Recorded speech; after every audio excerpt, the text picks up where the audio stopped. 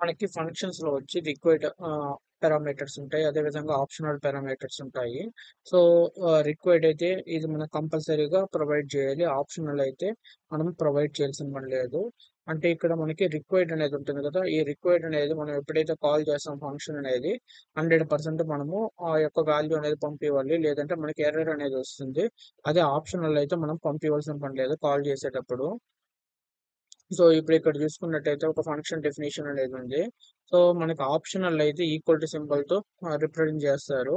అదే మనకి రిక్వైర్డ్ అయితే మనము ఎటువంటి సింబల్ అనేది యూజ్ చేయము.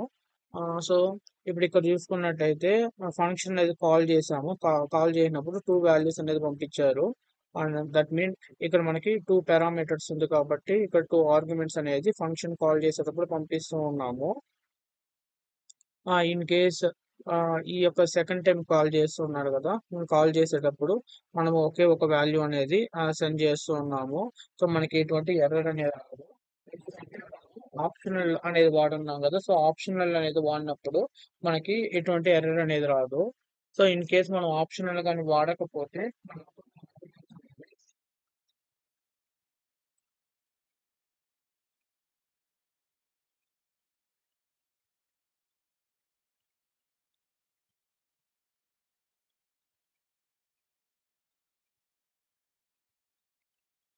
మనం ఇక్కడ ఆప్షనల్ అనేది వాడాం కాబట్టి మనం 2 కాల్ చేసేటప్పుడు మనము ఒకటే ఇచ్చినా గాని మనకి ఎటువంటి ఎర్రర్ అనేది రాదు.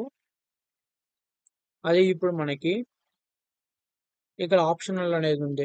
సో, ఆప్షనల్ అంటే ఏమంటే ఒక డిఫాల్ట్‌గా ఒక వాల్యూ అనేది ప్రొవైడ్ చేస్తాము.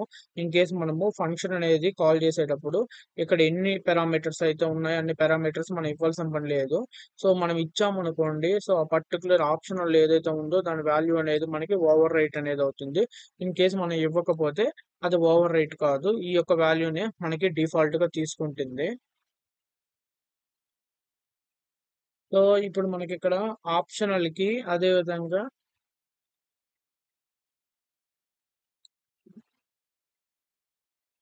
సో, ఇక్కడ నేను డిఫరెన్స్ బిట్వీన్ డిఫాల్ట్ అదే విధంగా ఆప్షనల్ పారామీటర్స్ అనేది అడిగాను. సో, అడిగినప్పుడు మనకేం చెప్తూ ఉందంటే, మనకి ఆప్షనల్ అయితే క్వెషన్ మార్క్‌తో ఈక్వల్ టు సింబల్‌తో రిప్రజెంట్ చేస్తాము.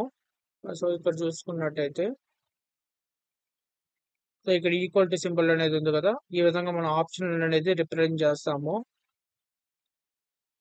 అదే క్వెషన్ మార్క్ గాని ఉంటే ఆప్షనల్ అనేది అవుతుంది. డిఫాల్ట్ అయితే మనం ఈక్వల్ టుతో రిప్రజెంట్ చేస్తాము.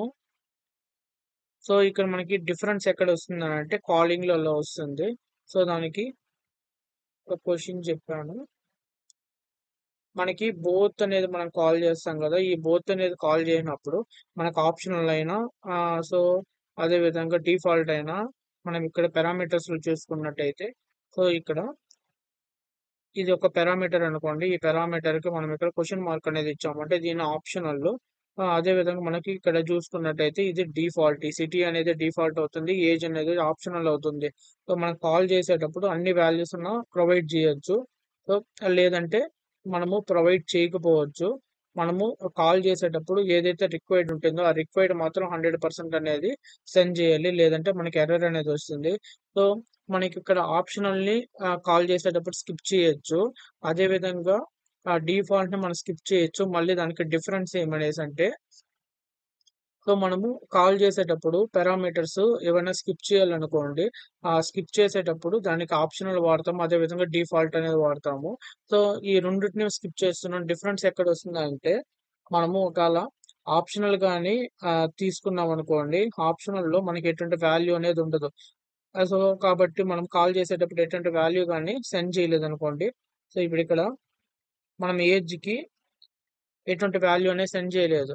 సో, ఈ ఏజ్ అనేది ఏం చేస్తుందంటే అన్‌డిఫైన్డ్ అనేది హోల్డ్ చేసుకుంటుంది. సో, ఇక్కడ మనకి అన్‌డిఫైన్డ్ అనేది రావడం జరుగుతుంది. అదే మనకి డిఫాల్ట్‌లో అయితే ఈ వాల్యూ అనేది ఇన్‌కేస్ మనము వాల్యూ అనేది కాల్ చేసేటప్పుడు వాల్యూ అనేది సెండ్ చేస్తే వాల్యూ అనేది ఓవర్ రైట్ అవుతుంది. ఇక్కడ డిఫాల్ట్ వాల్యూతో న్యూ వాల్యూ అనేది ఓవర్ రైట్ అవుతుంది. లేదంటే మనకి ఇక్కడ ఏదైతే వాల్యూ అనేది ఇచ్చున్నామో ఆ వాల్యూ అనేది తీసుకుంటుంది. ఇక్కడ డిఫరెన్స్ ఏమిరా అంటే రిక్వైర్డ్ పారామీటర్స్ గానైతే మనం కాల్ చేసేటప్పుడు ఆర్గ్యుమెంట్స్ లో 100% ఆర్గ్యుమెంట్ వాల్యూ అనేది సెండ్ చేయాలి. అదే విధంగా ఆప్షనల్ అయినా కానీ డిఫాల్ట్ అయినా కానీ మనం స్కిప్ చేయొచ్చు. ఓన్లీ రిక్వైర్డ్ మాత్రము కాల్ చేసేటప్పుడు 100% సెండ్ చేయాలి. డిఫాల్ట్ లో అయితే మనకి వాల్యూ అనేది మనం కాల్ చేసినా కాల్ చేయకపోయినా వాల్యూ అనేది తీసుకుంటుంది. ఆప్షనల్ లో మనం వాల్యూ కానీ సెండ్ చేయలేదు అనుకోండి, అప్పుడు మనకి అన్డిఫైన్డ్ అనేది తీసుకుంటుంది. సో మనకి ఇక్కడ రిక్వైర్డ్, ఆప్షనల్, రెస్ట్ పారామీటర్స్ లో మనకి ఏమవుతుంది అంటే మనం 100% అవి కాల్ చేయాల్సిన పని లేదు. రిక్వైర్డ్ మాత్రం ఫంక్షన్ కాల్ చేసేటప్పుడు 100% పాస్ చేయాలి.